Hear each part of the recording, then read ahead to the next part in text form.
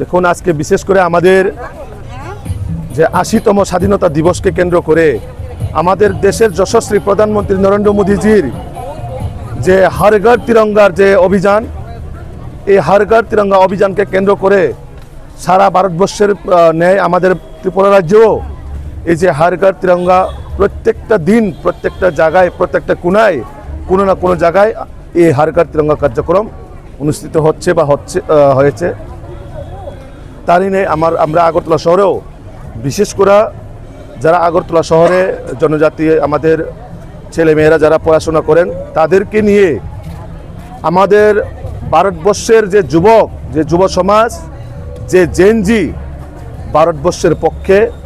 আমাদের জেনজি বা আমাদের যুবককে এটাই যে আজকের এই যে হর ঘর তিরঙ্গা যাত্রার মাধ্যমে যুব সমাজ আমাদের দেশের পক্ষে, যুব সমাজ বিকশিত ভারত বিকশিত ত্রিপুরা গঠনের পক্ষে। তাই বিশেষ করে আপনারা দেখছেন যারা স্কুলে বা কলেজের পড়ুয়া ছাত্রছাত্রীদের নিয়ে আজকে আমাদের এই যে হর ঘর তিরঙ্গার দেশপ্রেম, রাষ্ট্রীয় প্রেম, যে দেশের জন্য যারা আমাদের বীর সৈনিক যারা শহীদ হয়েছেন তাদের প্রতি শ্রদ্ধাঞ্জলি দিয়ে দেশের যে ভালোবাসা সেটাকে কেন্দ্র করেই আমাদের এই যে আজকের হর ঘর তিরঙ্গার যে কার্যক্রম, তার পাশাপাশি এই যে আগামী আমাদের 15ই আগস্ট স্বাধীনতা দিবসকে কেন্দ্র করে প্রত্যেকটা বাড়ি প্রত্যেকটা মানুষের পাশে সমাজকে আমরা নতুন দিশায় নতুন পথে নিয়ে যাওয়া, আমাদের জেনজি আমাদের যুব সমাজ ভারতবর্ষের পক্ষে ভারতকে বিকশিত ভারত গঠন করার লক্ষ্যে, সেটাই আমাদের আজকে এই যে তিরঙ্গা যাত্রা।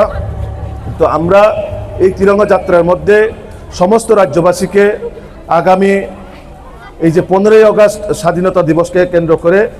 সমস্ত ত্রিপুরাবাসীর জাতি জনজাতি আমরা সবাই যাতে এক ঐক্যের বার্তা আমরা যাতে মানুষের কাছে পৌঁছে দিতে পারি, সেটাই আমাদের এই যে আজকের যে তিরঙ্গা যাত্রা। তো আমি রাজ্যবাসীকে এই স্বাধীনতা দিবসকে কেন্দ্র করে অনেক অনেক শুভেচ্ছা ও অভিনন্দন জানাই।